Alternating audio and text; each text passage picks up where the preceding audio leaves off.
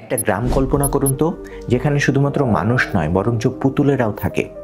হ্যাঁ, জাপানের নাগারো নামের একটি গ্রামে মানুষ থাকে মাত্র 25 জন, কিন্তু পুতুল আছে প্রায় 350টা এবং সবগুলোই দেখতে একেবারে মানুষের মতো। বাস স্টপে বসে আছে, স্কুলে পড়াচ্ছে, খেতে কাজ করছে, এমনকি নদীতে মাছও ধরছে, কিন্তু এরা মানুষ না, পুতুল। সবকিছু শুরু 2003 সালে, যখন আয়ানো সুকিমি অনেক বছর পর গ্রামে ফিরে দেখলেন গ্রাম একদম ফাঁকা। সবাই কোনো না কোনো কাজের উদ্দেশ্যে পার্মানেন্টলি শহরে চলে গেছে। তখন তিনি তার বাবার স্মৃতিতে একটা কাকতাড়ুয়া বানালেন, তার বাবার কাপড় পরালেন সেটাতে, এবং দূর থেকে দেখতে সেটা তার বাবার মতোই ছিল। সেখান থেকেই শুরু।